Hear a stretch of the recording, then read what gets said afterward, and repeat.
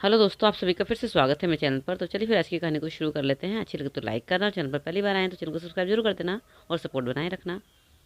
मैं जब भी बाथरूम में नहाने जाती, ससुर मेरे पीछे आते और बाथरूम में खड़े हो जाते, मुझे नहाते हुए देखते। एक बार पूछने पर उन्होंने कहा कि गलती से हुआ, लेकिन फिर अगली चार। और फिर जब मैं इसकी शिकायत अपनी सास और पति से की तो उन्होंने कहा, बाप देखता है तो क्या हुआ। अब मुझसे बर्दाश्त ना हुआ और फिर मैंने उठाया कैसा कदम कि आपके भी रोंगटे खड़े हो जाएंगे, आपकी आंखों में आंसू आ जाएंगे। लड़की के हमेशा से ही दो घर होते हैं, एक बाप का घर और एक पति का घर। लड़की जब शादी के बाद एक बाप को छोड़कर जाती है तो उसे ससुराल में दूसरा बाप मिलता है। उसे भी वह अपना बाप समझ बैठती है, लेकिन हर ससुर बाप नहीं होता। यह मैंने अपनी ज़िंदगी में जाना। अब सुनिए मेरी कहानी, मेरी जुबानी।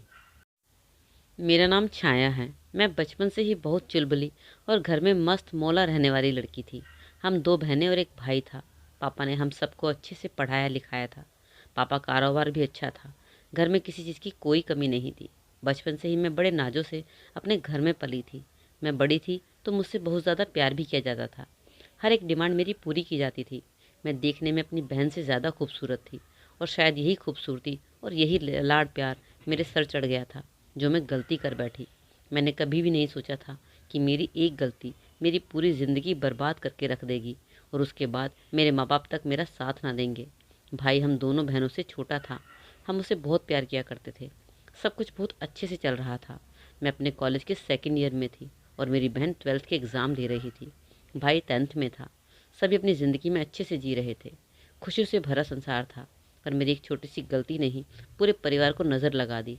मेरे पापा मुझे शहर के सबसे बेस्ट कॉलेज में पढ़ा रहे थे और इसी दौरान मेरे कॉलेज में एक नया लड़का आया और न जाने क्यों पहली नज़र में मैं मुझे बहुत अच्छा लगा और शायद मैं भी उसे पसंद आई और हमारी जल्दी ही दोस्ती भी हो गई।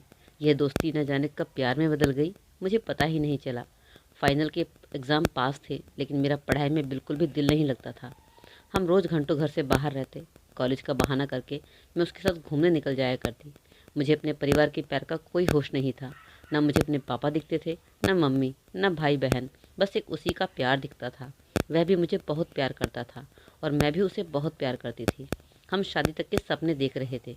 यही सपने मेरी पढ़ाई पर हावी हो गए और मैं फाइनल में फ़ेल हो गई। जब घर में ये खबर लगी कि मैं फ़ेल हो गई हूँ तो घर में मातम सा छा गया। पापा बहुत नाराज़ हुए। उन्हें मुझसे ये उम्मीद नहीं थी, लेकिन मैं उनको क्या बताती कि मैं प्यार में हूँ। और मैं बता भी नहीं सकती थी क्योंकि मेरे पापा इन सब के खिलाफ़ थे। लेकिन मैं अभय से भी काफ़ी प्यार करती थी, इसलिए उसके बिना भी नहीं रह सकती थी।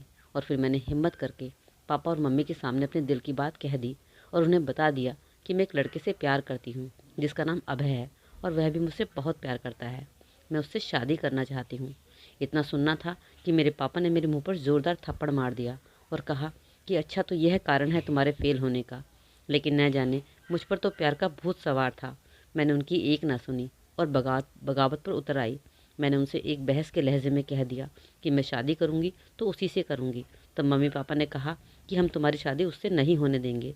लेकिन मैं तो ठान चुकी थी, इसलिए मैंने पापा से साफ साफ कह दिया, अगर आप मेरी शादी उससे नहीं करेंगे तो मैं घर से भाग जाऊंगी और शादी उसी से ही करूंगी। पापा ने भी कह दिया कि मैं हरगिज़ अपनी मर्ज़ी के खिलाफ़ तुम्हारी शादी उससे नहीं होने दूंगा। और फिर एक दिन ऐसा आया कि मैं उस लड़के के साथ घर से भाग गई और जाकर शादी कर ली। अब हम अपने घर वालों से पूरी तरह अलग थे। मैंने अपने बाप की इज्जत को रौंद कर अपनी नई दुनिया बसा ली और शायद उसी का फल था कि आज मैं इस दोराहे पर खड़ी थी। काश मैंने उनकी बात मान ली होती। शादी के कुछ दिन बाद ही हम दोनों बाहर एक किराए के कमरे में रहे। उसने अपने माँ बाप को शायद नहीं बताया था, लेकिन कुछ दिन बाद उसने जैसे तैसे अपने माँ बाप को मना लिया और मैं उनके घर चली गई।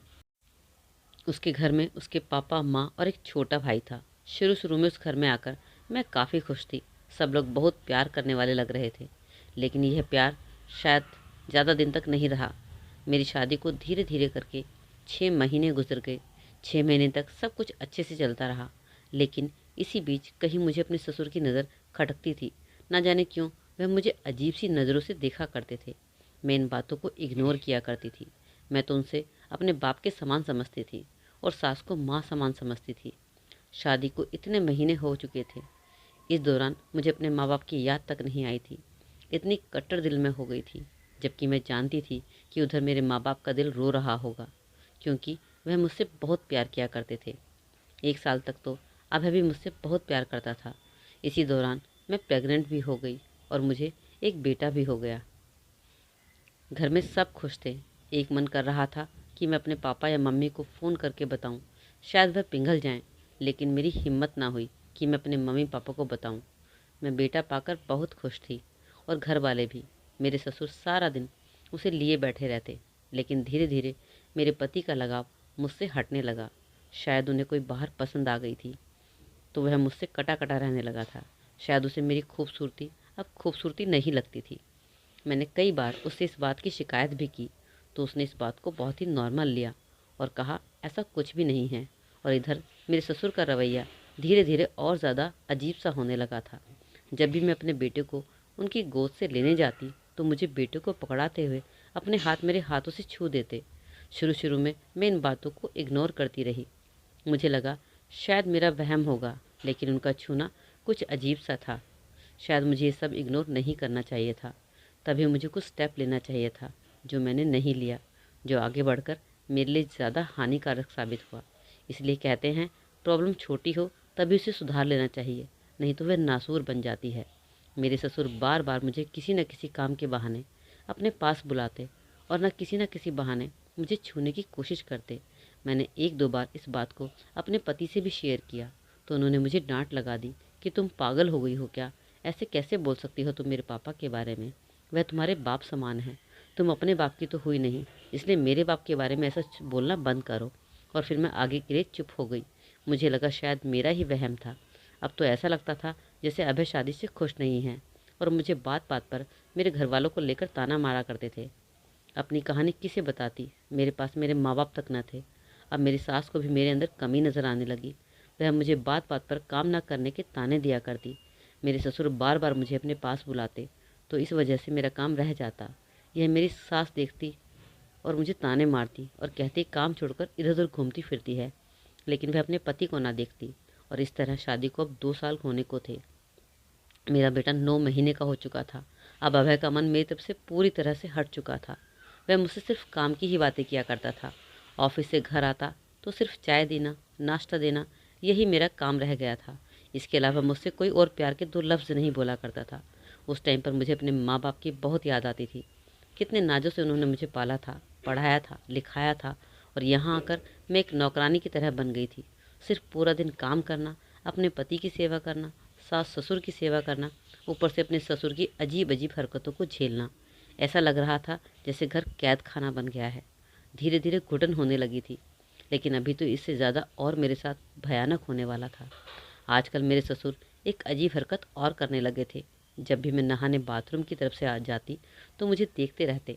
मैं नज़र बचाकर उनसे बाथरूम में जाती, जबकि मैं उनसे घूंघट किया करती थी, लेकिन मैं अपने दुपट्टे में से उनकी गंदी नज़रों को पहचान लेती थी। कहते हैं ना, एक औरत की नज़र इंसान की गंदी नज़र को तुरंत पहचान लेती है। यही शायद मेरे अंदर खूबी भी थी, और मैं भी पहचान पा रही थी कि मेरे ससुर की नज़र मुझ पर अच्छी नहीं है। मैंने इन सब बातों को भी धीरे धीरे इग्नोर किया, शायद ना करती, और एक दिन फिर वही हुआ जिसका मुझे डर था। मेरी सास मंदिर गई हुई थी और सुबह सुबह मैं भी अपना काम निपटाकर 10 बजे नहाने के लिए बाथरूम में जा रही थी। मेरे ससुर अपने कमरे में आराम कर रहे थे। वह शायद नींद में भी थे। मैंने सोचा घर में इस टाइम कोई नहीं होता। बेटा भी मेरा सो रहा था, इसलिए मैं दुपट्टा उतार कर सीधा बाथरूम में घुस गई। मुझे लगा अब तो कोई बाहर नहीं आएगा, ससुर जी भी गहरी नींद में हैं। लेकिन जैसे ही मैं अपने बाथरूम के दरवाजे की कुंडी लगाने लगी, मैंने देखा सामने मेरे ससुर जी खड़े थे। मैं देखकर एकदम हैरान रह गई। मेरा दुपट्टा बाहर ही था। मैंने तुरंत बाथरूम का दरवाज़ा बंद कर लिया। जब मैं नहाकर बाहर निकली, तो मेरे ससुर जहाँ थे वहीं के वहीं खड़े थे। मैंने तुरंत अपना बाहर से दुपट्टा उठाया, अपने सर पर रखकर तुरंत अपने कमरे में भाग गई। मुझे बहुत घबराहट हुई। मैं सोच रही थी कि आखिर मेरे ससुर ने ऐसा क्यों किया। वह मुझे देखने के लिए क्यों इंतज़ार कर रहे थे, क्यों मेरी तरफ देख रहे थे। और ऐसा फिर दूसरी बार हुआ। मैं बाथरूम में नहाने के लिए गई। मैंने दरवाज़ा अच्छे से लॉक भी किया था, पर न जाने क्यों मेरी किस्मत ख़राब थी। दरवाजे की कुंडी ख़राब हो चुकी थी और मैंने इस पर सब पर ध्यान भी नहीं दिया था। मैं नहाने के लिए बैठ गई। अभी मुझे 5 ही मिनट हुए थे। अचानक से बाथरूम का दरवाज़ा झटके से खुला और मेरी सांसें थमी की थमी रह गई। दरवाजे पर मेरे ससुर थे और वे वहीं गेट के पास खड़े हो गए। मैं नहा रही थी। मुझे नहाते हुए देखकर देखने लगे। मैंने अपने आप को समेट लिया। मुझे कुछ नज़र नहीं आया। मैंने तुरंत खूंटी पर रखा टॉवल उतारा और अपने ऊपर ओढ़ लिया, लेकिन मेरे ससुर जी नहीं हटे। मैंने कहा, ससुर जी आप यहाँ क्या कर रहे हैं? तो एकदम हड़बड़ा कर कहने लगे, बहू मैं गलती से अंदर आ गया, और वह तुरंत बाहर निकल गए। मैंने दरवाज़ा फटाफट से लॉक कर दिया। शायद वह कुंडी मेरे ससुर ने ही खराब की थी। उनकी हरकतें देखकर यही लग रहा था। मैं नहाकर अपने कमरे में गई। मैं 2 घंटे तक बाहर ही नहीं निकली। मेरी सास के आने की आहट हुई, तब मैं अपने कमरे से बाहर निकली। आज मेरे दिल में अजीब सी बेचैनी थी। मैं अपने ससुर के सामने जाने से घबरा रही थी। मुझे लग रहा था कि वह अचानक से आ गए थे। मुझे लग रहा था कि वे जानबूझकर आए थे। एक मन किया कि अपनी सास को सब कुछ बता दूं, लेकिन फिर सोचा अपने पति से बात करना ही ठीक रहेगा। कहीं सासू माँ मेरे बारे में क्या सोचने लगे और मुझे ही गलत ना ठहरा दे। शाम को जब मेरे पति घर आए तो मैं बेचैन थी। तो कहने लगे, क्या हुआ है तुम्हें? तो मैंने उन्हें सारी बात बताई और पहले के भी सारे हादसे बताए। तो उन्होंने तो बिल्कुल भी मेरी बात पर विश्वास ही नहीं किया। इस बात को मजाक में डाल दिया और बोले, ऐसा नहीं हो सकता, पापा गलती से आ गए होंगे, ये सब तुम्हारा वहम है। और वैसे भी पापा आ गए तो क्या हुआ, वह तुम्हारे बाप समान हैं। अगर देख भी लिया तो क्या हो गया? क्या तुम्हारे पापा ने बचपन में तुम्हें नहीं पाला था, या बचपन में तुम्हें नहलाया नहीं होगा? तो इन्हें भी अपने पापा की तरह ही समझो। मैं अपने पति की बात पर हैरान थी। वह क्या कह रहे थे? ससुर और बाप के रिश्ते में बहुत अंतर होता है, और ऐसी कोई मजबूरी नहीं थी जिसमें एक बाप अपनी बेटी को अगर इस हालत में देखता भी है तो कोई मजबूरी होती है। यहाँ कोई ऐसी मजबूरी नहीं थी। मैं कोई बीमार नहीं थी, एक अच्छी हट्टी कट्टी जवान औरत थी। मेरे पति ऐसा कहकर कमरे से बाहर निकल गए और कहा खाना लगा दो। मैंने खाना लगा दिया, लेकिन मैंने खाना ना खाया और अपने कमरे में पूरी रात बेचैन रही। मेरे पति खाना खाकर सो गए।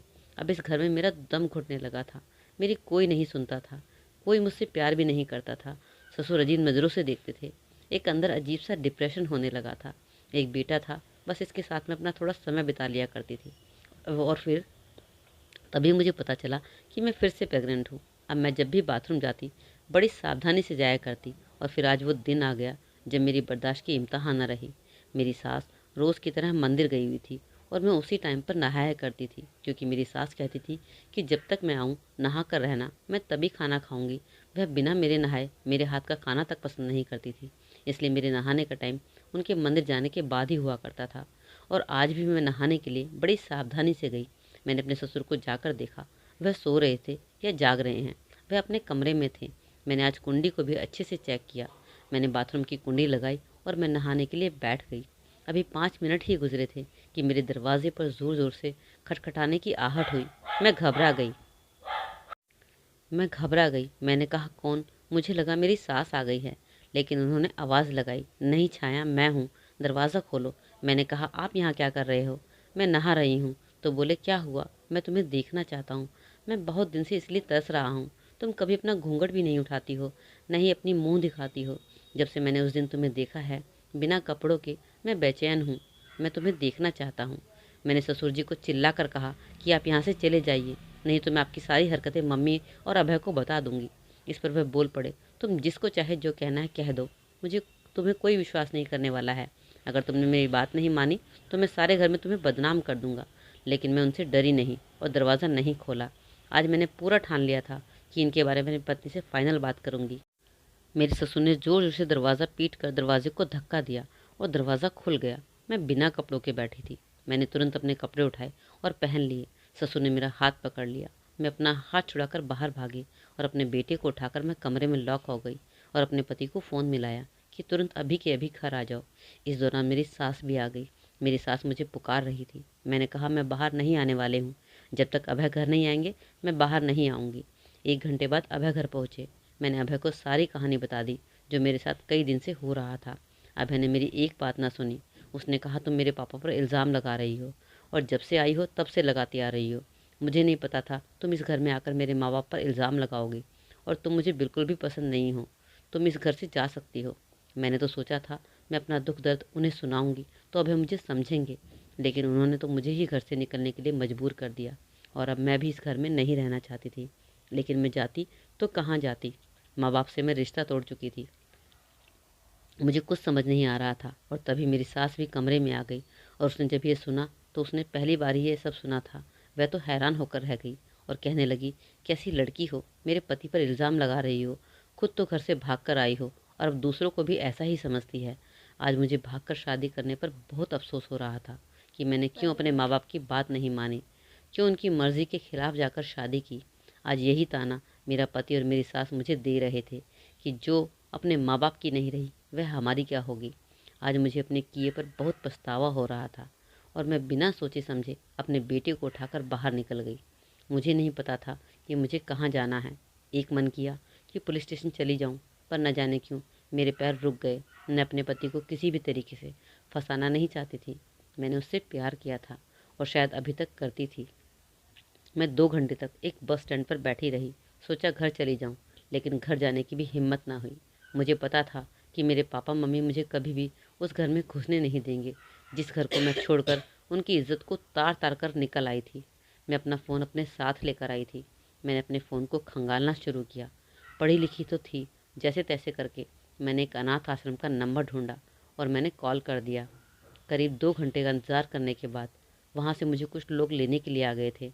मैंने उनसे कह दिया था कि मेरे पास आने के लिए पैसे नहीं हैं, इसलिए वह लोग वहीं पर लेने के लिए आ गए। उसके बाद मैं अनाथ आश्रम में आ गई। अनाथ आश्रम में 1 हफ्ते तक मैं चुप ही रही, किसी से कुछ ना कहा। मुझसे बहुत बार पूछा गया कि क्या परेशानी है, बताओ, लेकिन मैं किसी को कुछ ना बता पाई। अनाथ आश्रम में मेरी तरह बहुत सी लेडीज़ थी, वह किसी न किसी परेशानी से यहाँ पर थी। और फिर धीरे धीरे मैंने आश्रम के मालकिन को सारी अपनी कहानी बताई। तब उन्होंने कहा कि ठीक है, आप यहाँ आराम से रहें, हम आपके पति को समझाएंगे, आपके घर वालों को समझाएंगे। उन्होंने मुझे यह भी कहा कि तुम अपने घर क्यों नहीं चली जाती। तब मैंने उन्हें बताया कि मैंने भागकर शादी की है, इसलिए मेरे माँ बाप मुझे नहीं अपनाएंगे। लेकिन उन्होंने कहा कि नहीं, हम आपके माँ बाप को कॉल करते हैं, आप एक बार ट्राई कीजिए, आपके माँ बाप हैं, मान जाएंगे, आपकी गलतियों को माफ़ करेंगे और आप अपने मन की बात अच्छे से उन्हें बता पाओगी। वह तुम्हारी परेशानी को भी दूर करने की कोशिश करेंगे और थोड़े दिनों बाद आपका घर का मसला भी ठीक हो जाएगा। मैंने अपने घर का एड्रेस बताया। उन लोगों ने मेरे घर फ़ोन किया और बात की, लेकिन मेरे पापा ने साफ इनकार कर दिया और कहा कि हमारा इससे कोई रिश्ता नहीं है। अब ये जो चाहे करे, जैसे चाहे मरे, हमें इसकी कोई परवाह नहीं है। मेरे घर पहले से एक लड़की बैठी है जो शादी के बाद मेरे घर पर ही रह रही है। उसके पति ने उसे छोड़ दिया है, लेकिन मैं उसके साथ हूँ क्योंकि उसने मेरी मर्ज़ी से शादी की है। लेकिन मैं इसे नहीं अपनाऊँगा क्योंकि इसने अपनी मर्ज़ी से शादी की है। मैं नहीं रखने वाला। मेरा दिल टूट गया। मैं पूरी तरह टूट चुकी थी। आज मुझे समझ आ चुका था कि एक लड़की जब अपने माँ बाप का दिल दुखाकर अपनी दुनिया बसाती है तो वह कभी खुश नहीं रह सकती। माँ बाप कभी भी अपने बच्चों का बुरा नहीं सोचते। आश्रम वालों ने फिर मेरे पति को भी फ़ोन किया, लेकिन मेरे पति ने कहा कि मैं उससे कोई भी रिश्ता नहीं रखना चाहता और न ही उसे अपने घर में वापस लाना चाहता हूँ। वह जहाँ चाहे रह सकती है। और इस तरह मुझे आश्रम में 6-7 महीने बीत गए और मैंने आश्रम में ही एक बच्ची को जन्म दिया। मैंने सोचा शायद अब वह पिघल जाएगा। मैंने आश्रम वालों से कहा कि वे मेरे घर फ़ोन करें। उन्होंने घर में फ़ोन मिलाए, लेकिन मेरे पति बिल्कुल नहीं पिघले। शायद वह मुझे पूरी तरह भुला चुके थे, अपने माँ बाप की बातों में आ चुके थे। लेकिन मैं अभी भी उसके साथ घर बसाना चाहती थी। मैं चाहती थी कि वह अपनी माँ को समझाए, अपने घर में जो मुझे परेशानी है उसको देखे या मुझे कहीं अलग ले जाकर रह ले। मैं उसमें खुश थी क्योंकि मैंने उससे प्यार किया था और मेरे बच्चों का सवाल था, मैं कब तक यहाँ रहती। और फिर एक दिन मैंने आश्रम की मालकिन से कहा कि आप एक बार और ट्राई कीजिए, मैं उसी के साथ रहना चाहती हूँ, मैं अपना घर बसाना चाहती हूँ। आश्रम वालों ने फिर एक बार मेरे पति को कॉल किया और उनकी काउंसलिंग करने के लिए कहा, लेकिन वह नहीं माना। और आज ये हालात है कि मैं आज इसी आश्रम में हूँ और एक उम्मीद के सहारे रहती हूँ कि शायद मेरे पति को मेरी याद आएगी, शायद मुझे लेने आएगा, और इसी आश्रम में अपनी ज़िंदगी गुजार रही हूँ। तो दोस्तों, मैं अपनी कहानी से बस आपको इतनी ही शिक्षा देना चाहती हूँ कि कभी भी अपने माँ बाप की मर्ज़ी के बगैर शादी नहीं करनी चाहिए। प्यार करना कोई गुनाह नहीं, लेकिन जब तक अपने माँ बाप की रजामंदी ना हो, कभी भी शादी ना करना। अगर आप माँ बाप की मर्ज़ी से शादी करोगे तो माँ बाप आपकी परेशानी में साथ खड़े होंगे, आपको हिम्मत मिलेगी, ताकत मिलेगी, आप कभी भी अकेले नहीं पड़ेंगे। और न ही आपके सामने वाला यानी कि आपके ससुराल वाले इतनी हिम्मत करेंगे कि आपको घर से निकाल दें। इसलिए हमेशा अपने माँ का, अपने बाप का कहना माने और सुने। मेरे साथ जो हुआ वो आपके साथ ना हो। तो चलिए दोस्तों, आज की कहानी को यहीं ख़त्म करते हैं और आपको कैसी कहानी लगी ज़रूर बताइएगा। अपनी राय कमेंट में ज़रूर बताना। चलिए फिर मिलते हैं अगली कहानी में, एक नई वीडियो में। तब तक के लिए टेक केयर, बाय बाय।